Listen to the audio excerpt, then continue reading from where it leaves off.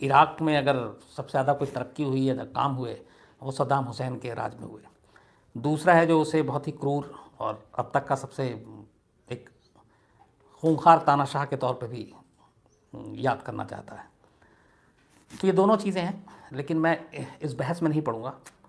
मैं पूरी कहानी असल में सद्दाम के सद्दाम बनने की और सद्दाम की मौत तक क्या कुछ कैसे हुआ, और ये मुझे थोड़ा सा इसमें हेल्प इसलिए भी मिला कि चूँकि मैं जब इराक़ में था तो बहुत सारे लोगों से मुलाकात हुई। वहाँ के अल मुंतसरिया यूनिवर्सिटी के कुछ प्रोफेसर से भी बात हुई थी। वहाँ जो अपने एम्बेसडर हैं इराक़ में, उनसे भी ईरान, इराक़ और कुवैत, गल्फ़ वॉर, इन सब के बारे में बात हुई। सद्दाम के बारे में आम लोगों से बात हुई, तो बहुत सारी चीज़ें जानने को, बहुत सारी चीज़ें नई सुनने को मिली। वो सारी चीज़ें मैं कोशिश करूँगा आपको बताऊँ, लेकिन शुरुआत ये कि सद्दाम हुसैन हिंदुस्तान का हमेशा करीबी दोस्त माना गया। सद्दाम मतलब जो सामना कर सके, सद्दाम मतलब जो ज़िद्दी। ये सद्दाम के शाब्दिक अर्थ है, मीनिंग है। एक मतलब है सद्दाम का ज़िद्दी, हटी, और एक है जो सामना कर सके। बगदाद से थोड़ा सा आगे एक इलाका है इराक़ में, तिक्रित। सद्दाम हुसैन की पैदाइश वहीं की थी, एक आम फैमिली में। और सद्दाम की पैदाइश से पहले ही उनके फादर की डेथ हो गई। एक बड़ा भाई था 5 साल का, उसकी भी मौत हो गई। माँ जो है बहुत ही ज़्यादा डिप्रेशन में थी और डिप्रेशन में रहने लगी। उसके बाद दूसरी शादी की। बचपन से ही सद्दाम हुसैन को उस वक्त बड़ा एक डर रहता था, और ये कि उसकी परवरिश कैसे होगी, क्या होगी। तो वो थोड़ा डिफरेंट टाइप का बचपन से ही शुरुआत में। धीरे धीरे सद्दाम हुसैन बड़ा होने के बाद पढ़ाई करने के लिए बगदाद पहुंचता है, और वहीं पे जो बाथ पार्टी, एक जो जिस पार्टी को बाद में सद्दाम हुसैन जिसके मुखिया बने, जनरल अहमद हसन अल बकर, उससे जुड़े हुए थे, जो वो भी तिक्रित के थे और सद्दाम हुसैन के दूर के रिश्तेदार थे। 1960s में, उससे पहले वहाँ पे अंग्रेज़ों का शासन था इराक़ में, लेकिन बाद में फिर वहाँ की एक राजशाही फैमिली थी जो अंग्रेज़ों के सपोर्ट से वहाँ की गवर्नमेंट चला रही थी। लेकिन फिर इराक़ में विद्रोह होता है, और विद्रोह होने के बाद उस राजशाही परिवार को हटा दिया जाता है, और जनरल अहमद हसन अल बकर जो है वो वहाँ के सत्ता पे काबिज़ होते हैं, बाथ पार्टी काबिज़ होती है। सद्दाम हुसैन नंबर 2 होते हैं। लेकिन कहते हैं कि इस सारी चीज़ें सद्दाम हुसैन ही उस वक्त सरकार चला रहे थे, तेज़ तर्रार। और चूँकि दोनों रिलेटिव भी थे और तिक्रित से भी थे।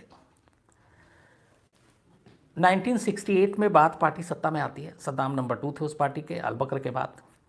लेकिन कहते हैं कि अघोषित तौर पे वही एक तरह से सरकार चला रहे थे। और उस वक्त सद्दाम हुसैन, मतलब 68 और 70s की मैं बात कर रहा हूँ, अब बहुत सारे ऐसे कदम उठाए जिसको इराक़ के लोग आज भी याद करते हैं। जैसे इराक़ पूरी तरह से तेल पे डिपेंडेंट है। वहाँ तेल बहुत सारे हैं, मतलब तेल के कुएँ भरे पड़े हुए हैं। तो एक तो सद्दाम हुसैन ने उस वक्त सोवियत संघ के साथ समझौता किया था, और उस वक्त जब शीत युद्ध चल रहा था, और इस समझौते के बाद उसने तेल जो कंपनियां थी, पहले तेल किसी भी तरीके से कोई भी अपना वो उसका कुछ रूल रेगुलेशन था नहीं, लेकिन उसको नेशनलाइज कर दिया, राष्ट्रीयकरण कर दिया। पूरी जो वहाँ की तेल कंपनियां थी उनको नेशनलाइज करने के बाद उसके रेट फिक्स हुए। और उससे पहले जो वेस्टर्न कंट्री थे, पश्चिमी देश, उनको बड़ा सस्ते रेट पे तेल मिला करता था। लेकिन नेशनलाइज होने के बाद फिर एक रेट फिक्स हुआ, तो उससे इराक़ को बहुत फ़ायदा हुआ, इराक़ को बहुत पैसे मिलने लगे। और देखते ही देखते फिर इराक़ बड़ा धनी अमीर हो गया, और जो उसमें फ़ायदा हुआ वो उस पैसे से फिर इराक़ में डेवलपमेंट का काम शुरू हुआ। चाहे वो स्कूल हो, कॉलेज हो, सड़क हो, बिजली हो, पानी हो, फैक्ट्रीज़ हो, इवन जो गाँव में तमाम चीज़ें थी वहाँ पर भी डेवलपमेंट हुआ। और इन चीज़ों ने अचानक सद्दाम हुसैन को, जो अरब कंट्री हैं उसमें एक बड़ा अलग लाकर खड़ा कर दिया, एक बहुत बड़े लीडर के तौर पर खड़ा कर दिया। और फिर सद्दाम हुसैन, हसन अल बकर बीमार होने लगे, उनको साइड किया और ख़ुद इराक़ के प्रेसिडेंट बन। और उसके बाद अपने जितने रिश्तेदार थे उन सबको इंपॉर्टेंट पोस्ट पे बैठाना शुरू कर दिया। तब तक सब कुछ ठीक चल रहा था, इराक़ में काम भी हो रहा था, तरक्की भी हो रही थी।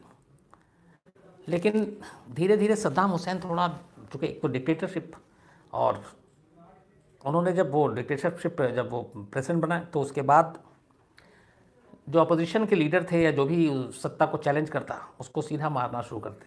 एक बार किसी एक वेस्टर्न मीडिया ने पूछा भी था सद्दाम हुसैन से कि आप अपने विपक्ष के लोगों को आप मार क्यों देते हो। तो उसने कहा जो आपके ख़िलाफ़ आवाज़ उठाए उसका क्या करना चाहिए। तब सीधे जवाब था और ये भी कहा था कि हाँ मारता हूँ। तो ये सब कुछ ठीक चल रहा था, लेकिन इसी दौरान में सद्दाम हुसैन उस वक्त बहुत मतलब ताकतवर नेता के तौर पर पूरी दुनिया में मान्यता भी थी। और सबसे कमाल की बात ये देखिए कि अमेरिका का पूरा सपोर्ट था सद्दाम हुसैन और इराक को। तब रोनाल्ड रीगन यूएस के प्रेसिडेंट, और पूरी तरह से सद्दाम को हर तरह से मदद की। इसी बीच में एक ईरान उस वक्त इस्लामिक एक क्रांति के तौर पर उभर रहा था और वहाँ पे बहुत सारी चीज़ें हो रही थी। तो बहुत सारे वेस्टर्न कंट्री जो हैं वो ईरान को पसंद नहीं कर रहे थे। इधर कुछ शिया और सुन्नी की वजह से सद्दाम हुसैन भी इराक के थोड़ा ख़िलाफ़, और तभी ईरान और इराक के बीच में एक जंग शुरू हो जाती है जो करीब 8 साल चलती है। ये जो जंग शुरू हुई थी, ये कहते हैं कि एक तो सद्दाम हुसैन की महत्वाकांक्षा, दूसरी इसको ईरान उस वक्त हालांकि बहुत कमज़ोर था और इराक उसके मुकाबले बहुत ज़्यादा पावरफुल। और जब ये जंग शुरू हुई तो उसके बाद अब दुनिया के सामने यह था कि किसका सपोर्ट करें।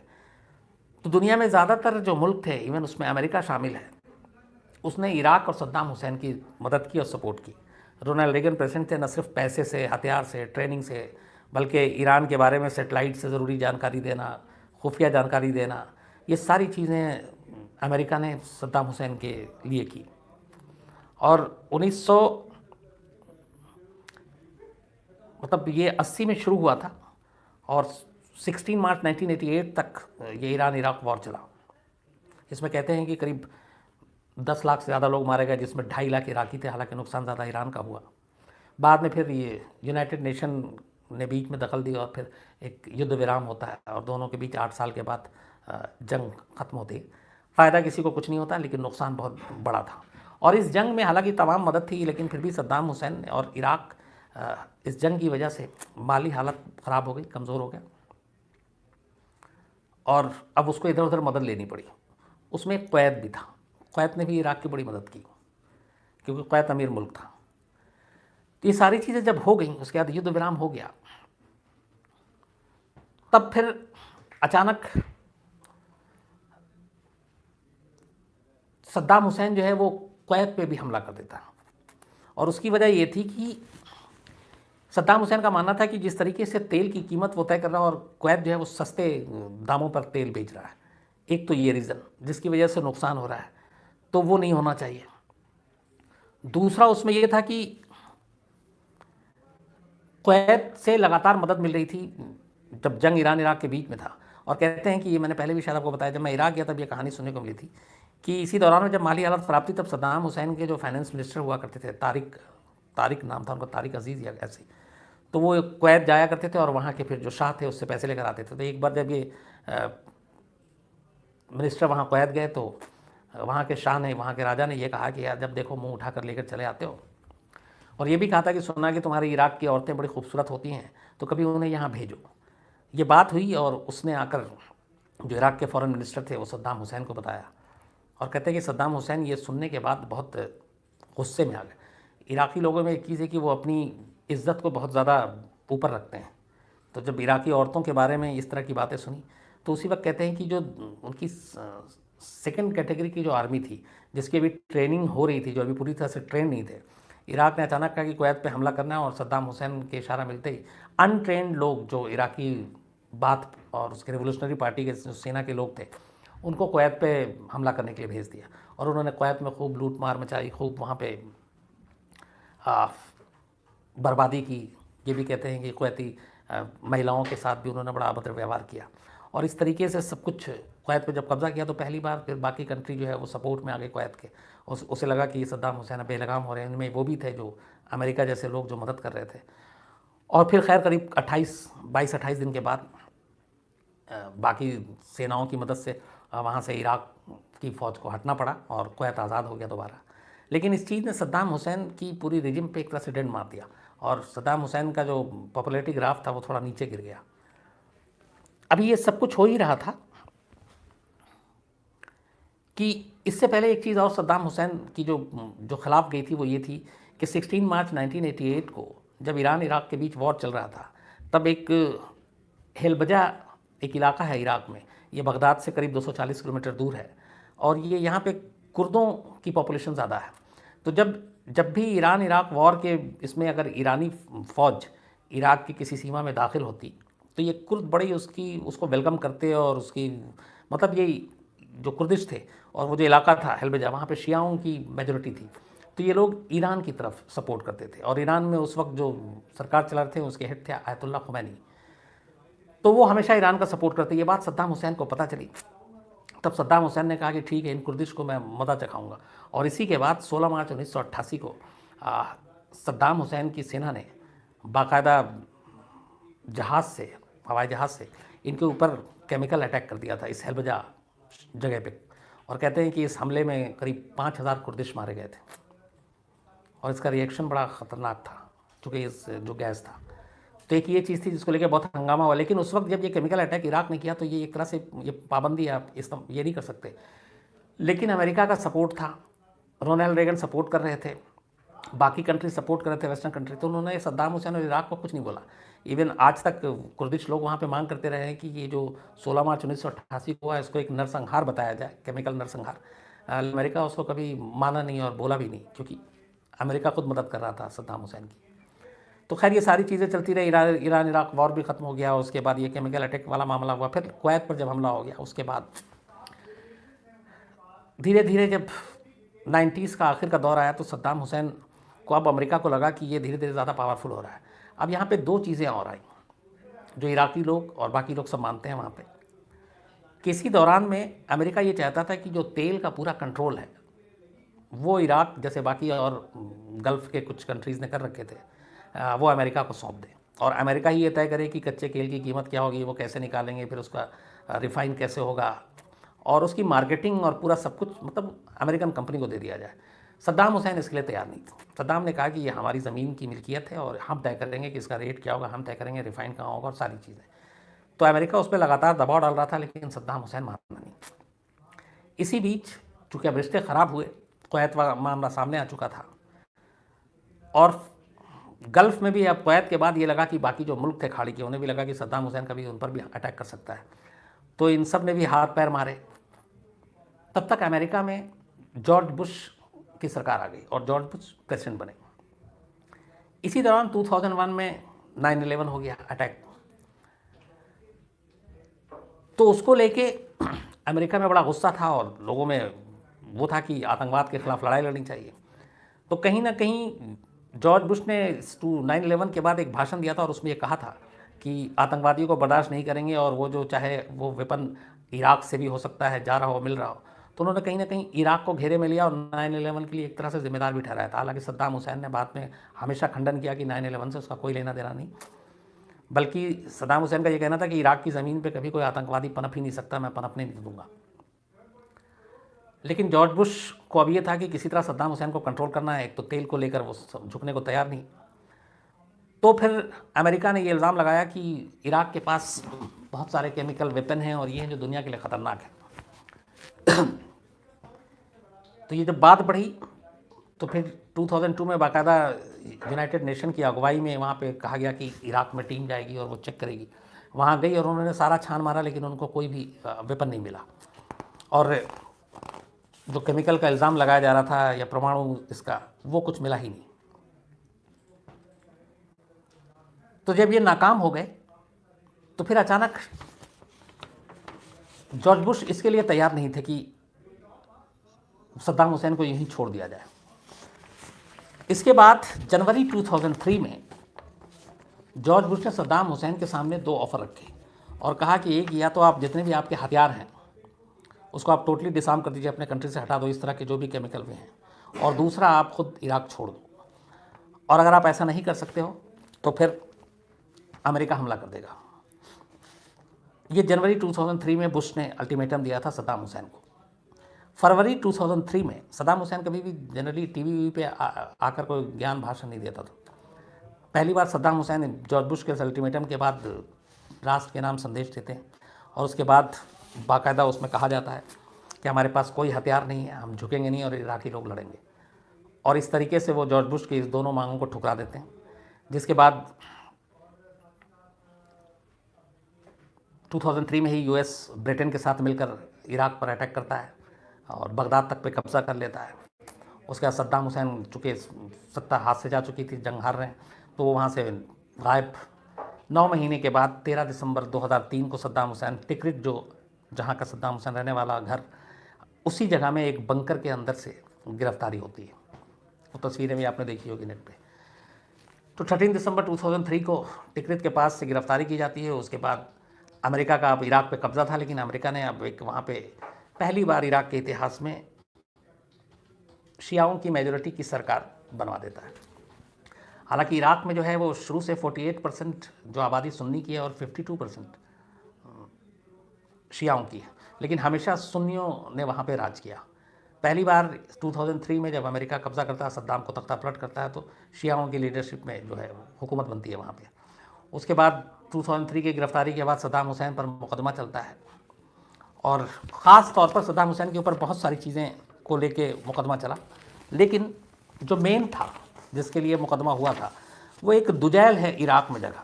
उस दुजैल में कहते हैं कि एक बार 1982 में सद्दाम हुसैन के ऊपर जानलेवा हमला हुआ था।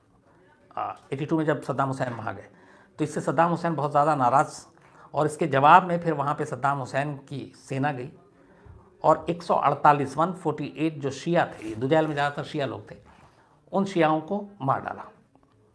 तो सद्दाम हुसैन को जो फांसी दी गई है, वो इसको ये समझना इसलिए ज़रूरी है कि बहुत सारे ऐसे नरसंहार, जिसमें मैंने आपको बताया कि हिलजबा भी था जहाँ पे केमिकल अटैक हुआ था, लेकिन उन सब के लिए नहीं। जो मेन मुकदमा चला वो चला दुजैल में 1982 में 148 शियाओं के कत्लेआम के लिए, क्योंकि उसी दुजैल में सद्दाम हुसैन पर हमला हुआ था। तो इसको लेके मुकदमा चला और मुकदमे के बाद सद्दाम हुसैन को फिर सज़ाए मौत दी गई। सद्दाम हुसैन ने को जब मौत की सज़ा दी गई थी, तब कहा गया था कि सद्दाम हुसैन ने अपनी तरफ से कहा था कि मैं चूँकि एक आर्मी का जवान हूँ, तो मुझे जो है वो गोली मार के मुझे मौत की सज़ा दी जाए। लेकिन अमेरिका ने उसके लिए मना कर दिया था और सद्दाम हुसैन को फिर फांसी के ज़रिए ही मौत की सज़ा देने की बात की गई। 30 दिसंबर 2006 की सुबह, उस दिन शनिवार का दिन था, सैटरडे था, सद्दाम हुसैन को बगदाद में ही एक जो अमेरिका का बेस कैंप था आर्मी का, उस जगह पर ले जाकर फांसी दी गई थी। और बाकायदा सद्दाम हुसैन ने उस दिन काला कपड़े से अपना चेहरा ढकने से मना कर दिया था। मरने से पहले वो जो सिगार पीने का शौकीन, तो वो सिगार भी पी, और फिर उस मौत की वीडियो भी बना ली थी किसी ने मोबाइल से, जो पूरी दुनिया में देखी गई। जब वो वीडियो बनाई गई, उसके बाद कहते हैं कि बाद में जॉर्ज बुश ने जब देखा, और उस वीडियो में 2 तरह के वीडियो आए थे। एक में जिसमें एम्बियंस भी था, आवाज़ भी आ रही थी, जिसमें कुछ लोग सद्दाम के बारे में बुरा भला कर रहे थे और सद्दाम कुरान की आयतें पढ़ रहा था। तो जिस तरीके से हुआ, उसमें जॉर्ज बुश ने बाद में कहा था कि सद्दाम हुसैन को थोड़ा और डिग्निफाइड तरीके से भी फांसी दी जा सकती थी। जिस तरीके से ये दी गई वो ठीक नहीं थी, ये जॉर्ज बुश ने माना है। क्योंकि फांसी के दौरान जो लोग बातें कर रहे थे और जो कुछ कह रहे थे, उसमें यह था कि एक आदमी मरने जा रहा है और उसके साथ इस तरह का सलूक नहीं होना चाहिए। तो इसको एक्सेप्ट किया था जॉर्ज बुश ने। फांसी के बाद 30 दिसंबर को फांसी हुई। 31 दिसंबर को सद्दाम हुसैन की बॉडी को बाकायदा यूएस के जो चॉपर थे वो लेकर टिकरित पहुंचे, और टिकरित में ही जहां उसके दोनों बेटे उदय और दूसरा उसको दफनाया गया था, वहीं पे सद्दाम हुसैन को दफनाया गया। ये तो सद्दाम हुसैन की पूरी मौत की कहानी हुई। अब सवाल ये था कि अमेरिका और ब्रिटेन और बाकी कंट्री ने इराक में हमला किया था इसीलिए कि इराक के पास केमिकल वेपन है और बाकी ख़तरनाक हथियार है। उसके बाद भी जब सद्दाम हुसैन नहीं रहा और सब कुछ हुआ, इराक पे कब्ज़ा भी हो गया, नई सरकार भी आ गई, तमाम तलाशी हो गई, कभी कोई वो उस तरह का वेपन मिला ही नहीं जिसके लिए सद्दाम हुसैन इनकार करता रहा शुरू से, और वो आज तक नहीं मिला। आज 2018, सद्दाम हुसैन की मौत को करीब 12 साल हो गए। तो उसके बाद ये सवाल उठने लगा कि क्या ये सिर्फ जॉर्ज बुश और अमेरिका की दादागिरी थी जिसकी वजह से सद्दाम का तख्ता पलट गया? इसके पीछे तेल का खेल था, क्योंकि सद्दाम झुकने को तैयार नहीं था। लेकिन अमेरिका के इस पूरे खेल में ब्रिटेन क्यों शामिल हुआ? ब्रिटेन ने साथ में क्यों इराक पे हमला किया? इसको लेके ब्रिटेन के बहुत सारे सिपाही भी मारे गए थे, करीब 150-200। 2009 में सर जॉन चिलकॉट, जस्टिस हैं ये ब्रिटेन के, सर जॉन चिलकॉट, 2009 में इनकी अगुवाई में एक कमेटी बनाई गई ब्रिटेन में लोगों के हंगामे के बाद। इस कमेटी ने पूरी इंक्वायरी की, इराक में सब कुछ जाकर सैकड़ों लोगों से बात की और जानना चाहा कि वाकई इराक पे जो हमला किया गया था वो कितना सही था और उसके पीछे मकसद क्या था। इस कमेटी ने जो अपनी रिपोर्ट दी है उसमें कहा कि इसमें अमेरिका और ब्रिटेन दोनों ने दुनिया के सामने सद्दाम हुसैन की जो तस्वीर पेश की वो बहुत गलत तस्वीर पेश की। सद्दाम हुसैन एक टेररिस्ट नहीं था, कोई मिलिटेंट नहीं था, वो एक डिक्टेटर था और ऐसे बहुत सारे कंट्रीज़ में ऐसे डिक्टेटर हैं। दूसरा, सद्दाम हुसैन को ईरान से लड़वाने के लिए भी पीछे अमेरिका ने वो कराया। जो कुवैत पे जो कुछ हुआ उसमें सद्दाम की बेशक गलती हो सकती है, लेकिन इराक के पास कोई भी इस तरह का वेपन, केमिकल वेपन, ये कुछ नहीं था। ये कभी साबित नहीं हुआ। ये जस्टिस चिलकॉट जो है इन्होंने अपनी रिपोर्ट में कहा। तब टोनी ब्लेयर ब्रिटेन के प्राइम मिनिस्टर थे और इस रिपोर्ट के बाद जो आर्मी के लोग शहीद हुए थे ब्रिटेन के, उनकी फैमिली से उन्हें माफ़ी भी मांगनी पड़ी। तो इस रिपोर्ट को, अगर इस कमेटी को जस्टिस चिलकॉट की हम लोग माने, तो कुल मिलाकर ये था कि सद्दाम हुसैन को खड़ा किया अमेरिका ने, सद्दाम हुसैन को ईरान के ख़िलाफ़ लड़वाया अमेरिका ने, सद्दाम हुसैन की पैसे से लेकर हथियार से लेकर हर चीज़ से मदद की अमेरिका ने। लेकिन जब वो अमेरिका की बात मानने को तैयार नहीं हुआ तेल वेल को लेकर, तो उसी अमेरिका ने सद्दाम हुसैन का तख्ता पलट करवा दिया। ये पूरी कहानी का एक पहलू। अब दूसरा,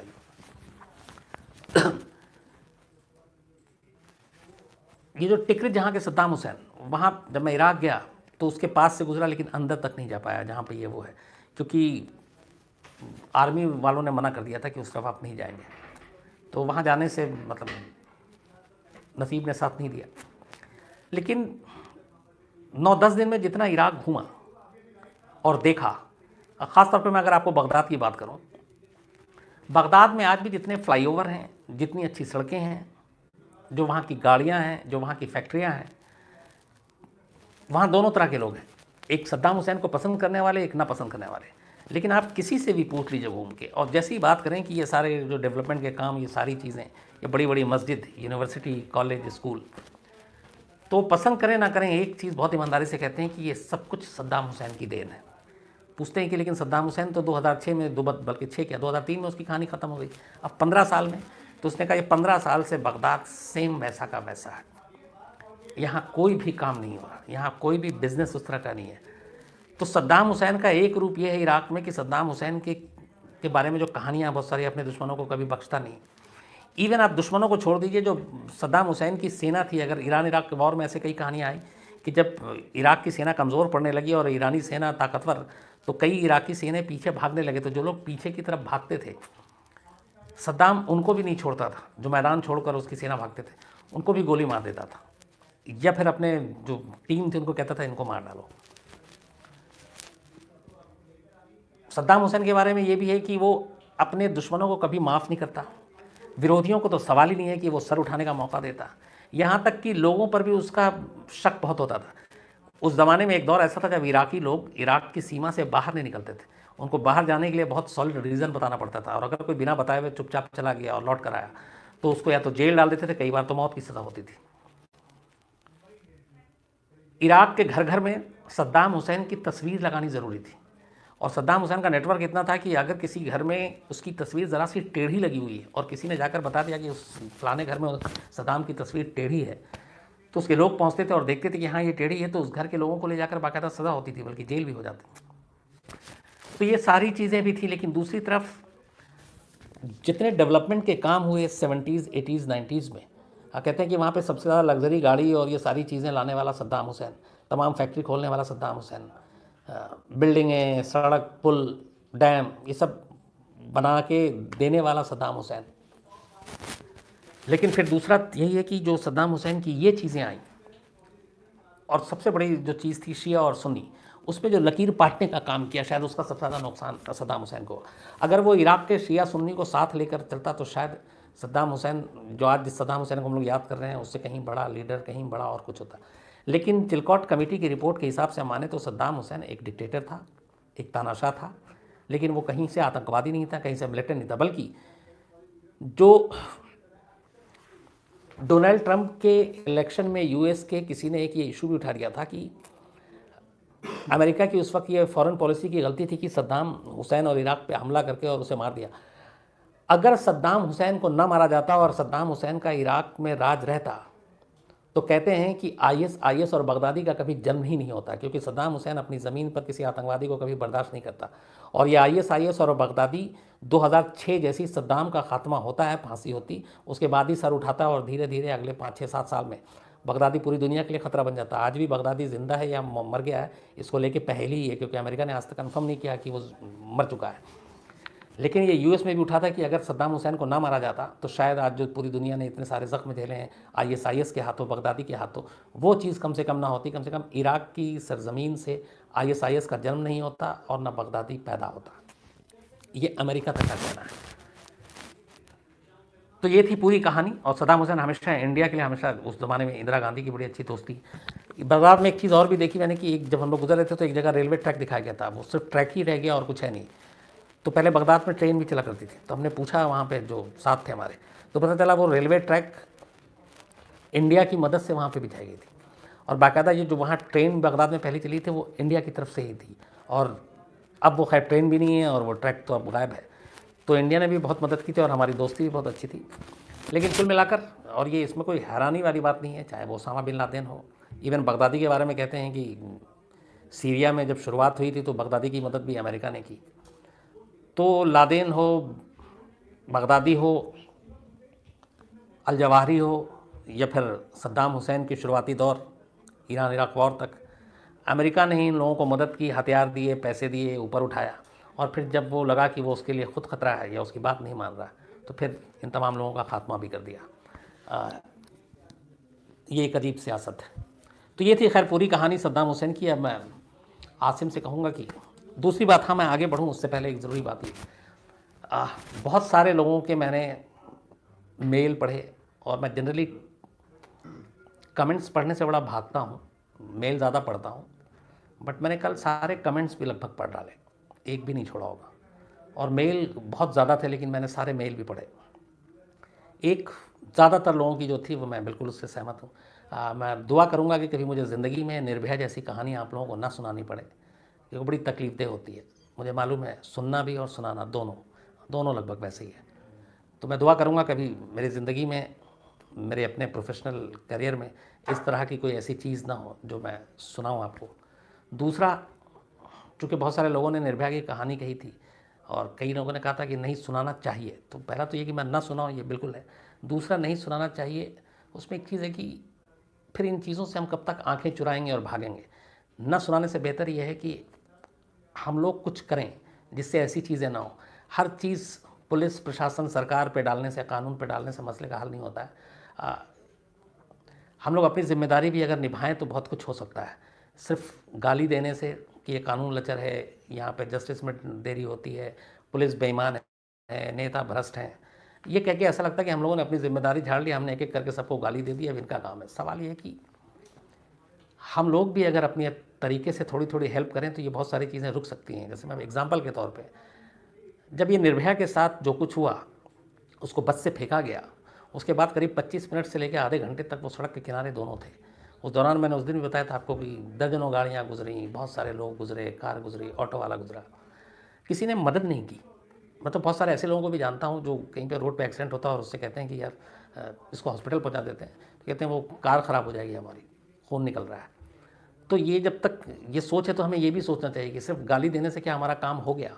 अगर हम सब भी अपने अपने हिस्से की मदद करें जहाँ जहाँ ज़रूरत पड़े तो बहुत सारी चीज़ें बदल सकती हैं। तो ये दो चीज़ें थी। तीसरा और आखिरी जो सबसे ज़्यादा मैंने पढ़ा, जो हर दूसरा शायद मेल यही था और हर दूसरा कमेंट्स भी यही था कल, कि रुला दिया। इसका मेरे पास इसलिए जवाब नहीं है कि ये वो चीज़ ही ऐसी थी, ये खबर जिस तरीके से हुई कि किसी का भी कलेजा छलनी हो जाए, कोई भी सुनना नहीं चाहता ऐसा। और जाहिर सी बात है, मैं आप जितने लोग बैठे हुए हैं में से शायद कोई उसको नहीं जानता होगा। मैं तो चलिए थोड़ा बहुत उसके फैमिली से और तमाम लोगों से मिला, मैंने तस्वीरें देखी, सब कुछ उसके बारे में बहुत गहराई से बातचीतें की, सुना समझा, लेकिन ऐसा लगता था कि वो जैसे अपने घर की है, तो इसीलिए ज़्यादा वो आंसू आए।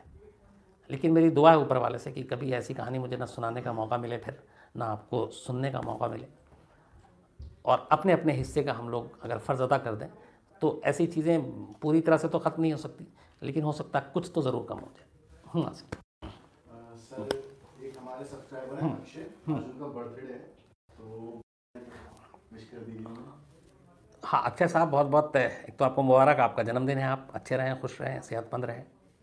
सर, राकेश चौहान है, बोल रहे हैं सद्दाम हुसैन बहुत बढ़िया आदमी था, अमेरिका ने छल करा था उनको मारने के लिए। राकेश जी, मैंने अभी बताया कि सद्दाम हुसैन के बारे में वही दो चीज़ें कि वो मिलिटेंट नहीं है, आतंकवादी नहीं, एक एक एक एक, एक मुल्क का डिक्टेटर तानाशाह था।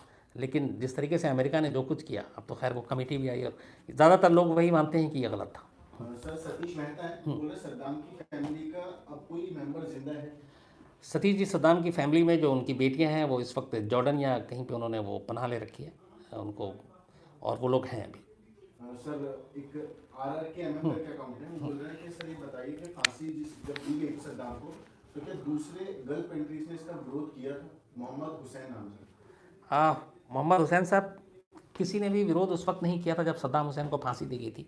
बल्कि मैं आपको यहाँ पे बताऊँ कि जब सद्दाम हुसैन के ऊपर मुकदमा चल रहा था तो एक बुक भी आई थी आ, जो US के एक आर्मी के अफसर ने लिखा था। 12 ऐसे आर्मी थे के जवान थे US के, जिनको सद्दाम हुसैन की निगरानी की जिम्मेदारी सौंपी गई थी, और वो 12 के 12 आखिरी कई मतलब 3 साल के करीब सद्दाम हुसैन के साथ रहे। और उन सब की राय ये थी कि सद्दाम हुसैन के बारे में उन्होंने जितना सोचा था जब उसके साथ रहे तो बिल्कुल उनकी राय बदल गई। उनमें से एक ने तो ये कहा था कि जब भी सद्दाम हुसैन को देखते थे तो लगता था कि वो उनके दादा जैसा है। और जब सद्दाम हुसैन की मौत के बाद दो चीज़ें थी, एक जब सद्दाम हुसैन की सत्ता को गिराया गया और बगदाद पे कब्जा किया गया तो एक बहुत हिस्टोरिकल तस्वीर आप देखते होंगे। वो मैं उस जगह गया भी था और मैंने वो जगह देखी थी। अब तो वहाँ पे बहुत सारा बड़ी कोई मस्जिद बन रही है, मस्जिद के सामने ही है वो। सद्दाम की एक आदमकद मूर्ति थी, हर घर में जैसे तस्वीर होती है तो सद्दाम का जगह जगह पे बहुत बड़े बड़े उसके आदमकद वो थे।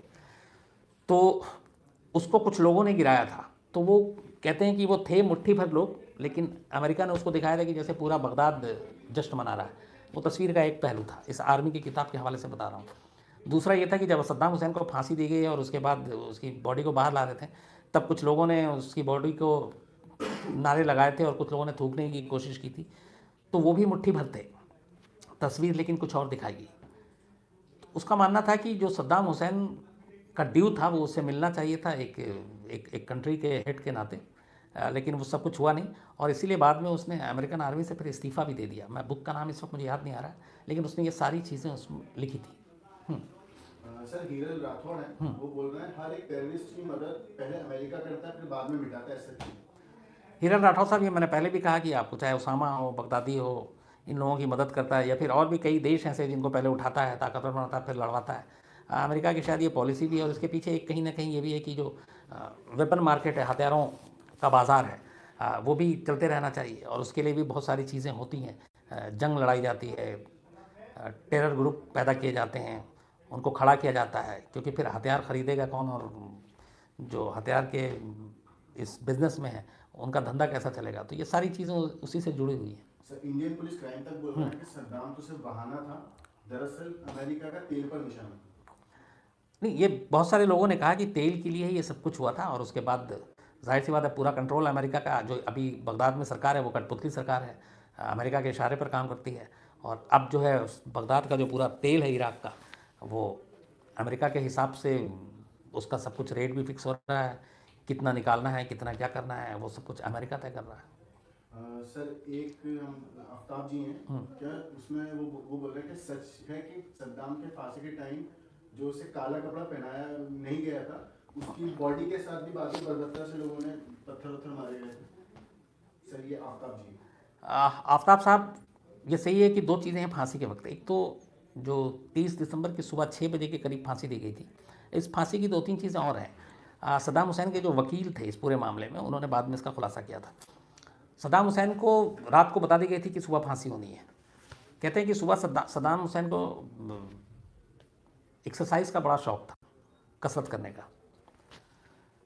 तो उस सुबह भी एक तो वो सिगार पीने के शौकीन सिगार पी, उसके बाद कहते हैं कि वकील को बताया था कि आज मैंने 35 मिनट एक्स्ट्रा एक्सरसाइज किया है। वो इसलिए ताकि मैं इस फांसी के फंदे को पूरी ताकत के साथ झेल सकूं और मेरे चेहरे पे कभी कोई खौफ भी नहीं आया।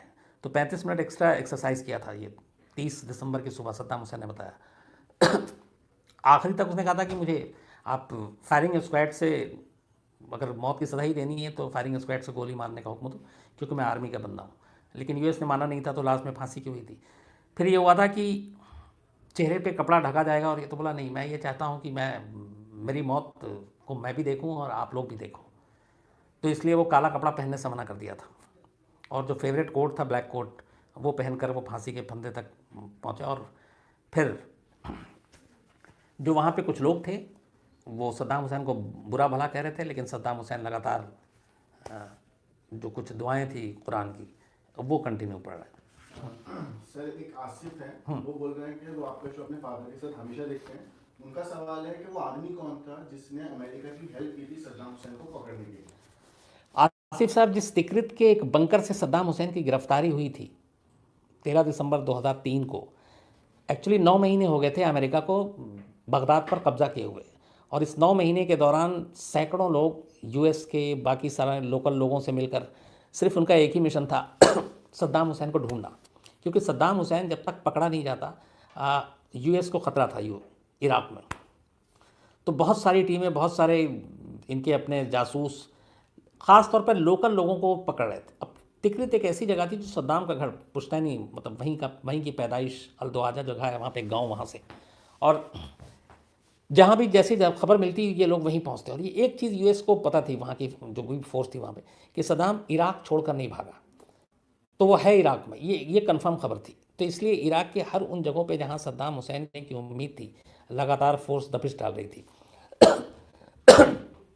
सबसे बड़े पैमाने पर तिकरित के लोगों से पूछताछ रही थी। उसकी वजह ये थी कि तिकरित से सद्दाम हुसैन को बहुत प्यार था, और तिकरित के लोग भी सद्दाम हुसैन को बहुत मानते थे। तो यूएस फोर्स को ये था कि तिकरित के लोग कोई ना कोई क्लू ज़रूर दे सकते हैं, और इसीलिए लगातार वो बातचीत हो रही थी। वहीं से किसी एक भेदिए ने यूएस फोर्स को, बल्कि यूएस फोर्स को भी नहीं दिया था, यूएस के एक एजेंट था, एक जासूस, जिसको इस काम, बहुत सारे ऐसे लोग से लगे हुए थे, उस तक ये टिप ऑफ दिया था कि एक ऐसी जगह है जहाँ पे ज़मीन के अंदर एक बंकर है और उसके अंदर सद्दाम हुसैन है, और दूर दूर तक वहाँ पे कोई हलचल नहीं होगी, कुछ नहीं होगी, क्योंकि सद्दाम को ये मालूम था कि जहाँ पे भी ज़रा हलचल या कुछ होगी, और क्योंकि ये सबको लगता था कि सद्दाम अपने बचे कुछ आर्मी के लोगों के साथ होगा, तो ऐसा कुछ नहीं था। और कुछ लाख डॉलर और कुछ चीज़ें, एक ब्रीफकेस था जो मिला था उस बंकर के अंदर, और बहुत ही खामोशी के साथ वहाँ कोई हलचल नहीं होती थी। एक ख़ास आदमी था जो सिर्फ अंदर आता था, ज़रूरत की सामान पहुँचाता था और चला जाता था। तो कहते हैं कि एक तिकरित का ही एक भेदिया था जिसने एक यूएस के एजेंट तक ये खबर दी, और उस एजेंट के ज़रिए फिर फोर्स तक खबर गई, और उसके बाद पूरी फोर्स वहाँ तक पहुँची, और उन्हें उम्मीद नहीं थी कि इतनी आसानी से सद्दाम तक वो पहुँच जाएंगे, लेकिन जो गिरफ्तारी हुई वो बेहद आसानी से हुई थी। परवेज आलम है, वो बोल रहे हैं कि क्या ये बात सच है? ऐसा कहा जाता है कि सद्दाम काफी हमशक्ल थे, जो, और ये भी आया था जब उसको फांसी हुई थी, उसके डुप्लीकेट को फांसी हुई, असली सद्दाम मिलता है। सर परवेज आलम, परवेज, यहाँ पे मैं 2-3 चीज़ें हैं। अच्छा वो आपने सवाल पूछ लिया। इराक़ में सद्दाम हुसैन के बहुत कम से कम 6 डुप्लीकेट के बारे में कहते हैं कि ये पक्की खबर है, चूँकि हमेशा बहुत बार जैसे दुजैल में हमला हुआ, इसके अलावा बगदाद में सद्दाम के ऊपर हमेशा थ्रेट रहता था। तो सद्दाम हमेशा अपने डुप्लीकेट को जिन जिन जगहों पे ज़्यादा खतरा होता था वहाँ पहले भेजा करता था, और वो डुप्लीकेट बिल्कुल उसी की तरह होते थे। इवन जो सद्दाम के बेटे थे उदय और वो, उनके भी डुप्लीकेट हुआ करते थे, और कई डुप्लीकेट मारे भी गए ओरिजिनल समझकर, ऐसे हमले हुए। तो सद्दाम के 6 डुप्लीकेट की खबर थी। इवन जब सद्दाम को फांसी दी गई उसके बाद ये खबर आई थी कि सद्दाम किसी और मुल्क में देखा गया, और वो सद्दाम जो है, जो जिसको बंकर से पकड़ा था, वो सद्दाम नकली था, और उसको लेके फिर बहुत सारी हुई कि सद्दाम के यहाँ आँख के ऊपर एक तिल है, वो भी उसके भी था। तो बहुत सारी जो चेहरे की बनावट थी वो सारी, दाढ़ी से लेकर सब कुछ, लेकिन खैर बाद में वो चीज़ें फर्जी निकली। लेकिन ये फैक्ट है कि सद्दाम, उसके बेटे उदय, इन लोगों के डुप्लीकेट हुआ करते थे, और ये सिर्फ अपनी जान बचाने के लिए उस डुप्लीकेट को बाकायदा तैयार करते थे। सर सतीश मेहता है, वो बोल रहे हैं कि सर आप वहाँ होकर आए हैं, तो आपको क्या लगता है कि इराक़ को कितना बड़ा नुकसान उठाना पड़ा सद्दाम की मौत से? सतीश जी, मैं जितने दिन रहा, जितने लोगों से बात किया, मुझे लगता है कि एक चीज़ फैक्ट है, क्योंकि मैंने शुरू में कहा था कि चाहे वो सद्दाम के चाहने वाले हों या सद्दाम के दुश्मन हों, दोनों में कॉमन चीज़ एक थी कि वो एक चीज़ आज भी मानते हैं कि सद्दाम हुसैन ने जो इराक़ में डेवलपमेंट का या बगदाद के लिए काम किया वो किसी और ने कभी नहीं किया, ना सद्दाम से पहले ना सद्दाम के बाद। दूसरी चीज़ ये कि एक एग्ज़ाम्पल वहाँ का दिखाया था कि जहाँ पे हमारी इंडियन एम्बेसी है बगदाद में, ग्रीन जोन के पास है ये बिल्कुल, उस एम्बेसी से करीब 500 मीटर दूर एक मस्जिद है, मैंने उसको अपने शो में भी दिखाया है, वो अंडर कंस्ट्रक्शन है। कहते हैं कि वो पूरे इराक़ की सबसे बड़ी मस्जिद है और सद्दाम हुसैन ने उस मस्जिद की बुनियाद रखी थी 2001 में। आज 17 साल हो गए हैं, उसके बाद भी उस मस्जिद का काम जारी है। लेकिन किसी ने वहाँ के एक लोकल ने, मैं उसी मस्जिद के बाहर खड़ा होकर उससे बात कर रहा था, बल्कि इंटरव्यू कर रहा था, तो उससे मैंने जब इराक़ और इसकी डेवलपमेंट की बात की कि बिफोर सद्दाम और आफ्टर सद्दाम, तो उसने बस एक एग्जांपल दिया था कि इस मस्जिद को आप देख लीजिए, 2001 में ये सद्दाम ने इसकी बुनियाद रखी थी। अगर सद्दाम हुसैन ज़िंदा होते तो ये 2003-04 तक बन के तैयार हो जाता। आज तब मैं 17 में गया था, 17 है, और बोला कि जो उस वक्त काम शुरू हुआ था उसका शायद 10% और काम हुआ होगा। तो ये एक एग्जाम्पल है कि वहाँ पर डेवलपमेंट का काम कैसा हो रहा है। नंबर 2, जो इराक़ में मौजूदा सरकार है, शिया बहुल सरकार जो है, उसके ज़्यादातर लोगों का वो जो निकाला वहाँ पे हम लोगों ने पता किया, 90% 12th पास हैं, 2-3 ग्रेजुएट हैं, और सारे के सारे पूरी तरह से करप्ट। वहाँ पे लगातार हर दिन अखबारों में भरा रहता है उनके करप्शन के इल्ज़ाम। काम वाम कोई नहीं कर रहा है, चूँकि एक तो काम करना क्या, वो जो अमेरिका कहता है वही करना होता है। लेकिन कुल मिला के करप्शन और बस किसी तरीके से ये एक सरकार चल रही है, और डेवलपमेंट का काम तो बिल्कुल ठप। सर, एक अविनाश कुमार है, वो बोल रहे हैं कि सर यूएस किसी भी दूसरी कंट्री के इंटरनल अफेयर्स में कैसे इंटरफेयर करता रहता है और यूएन उन्हें रोकता क्यों नहीं? अविनाश जी, असल में ये शुरू से है कि ताकत है तो धौंस है, तो कई ऐसी चीज़ें, कई ऐसे एग्जाम्पल हैं। अब इसी इराक़ को ही ले लीजिए कि यूएन ने ये कहा अपने लोगों को, बाकायदा कई कंट्री के उसमें नुमाइंदे थे, भेजा और इराक़ में, और कहा परमिशन दो, हम तलाशी लेने आएंगे। टीम गई, पूरे इराक़ में चप्पा चप्पा छान मारा, कहीं से केमिकल वेपन नहीं मिला। लेकिन अमेरिका ने, जॉर्ज बुश ने नहीं मानी यूएन की इस रिपोर्ट को, कहा कि नहीं हमें शक है कि है, और फिर 2003 में ज़बरदस्ती वहाँ पे फ़ौज भी भेज दी, फिर हमला हुआ, तख्ता पलट भी हो गया। तो ऐसा ये एक एग्जाम्पल नहीं, ऐसा कई बार हुआ है जब पूरी दुनिया एक तरफ, यूएन एक तरफ, अमेरिका ने वही किया जो उसे करना है। सर, एक यशवंत सिंह है, वो बोल रहा है कि अमेरिका ने सद्दाम पर केमिकल वेपन रखने का आरोप लगाया था जो कि कभी मिले नहीं। क्या उन ना मिले जो वेपन्स मिले नहीं, इसके बाद, फांसी के बाद, लोगों ने अमेरिका को कुछ कहा नहीं? कौन है सर? ये है यशवंत सिंह। यशवंत जी, इस पर बहुत मैंने कहा ना कि जैसे 2009 में कमेटी बनाई ब्रिटेन ने, उसमें भी अपने रिपोर्ट में कहा कि कोई केमिकल वेपन नहीं मिला। आज 18 हो गया, पिछले 12 साल में तो कभी मिला नहीं।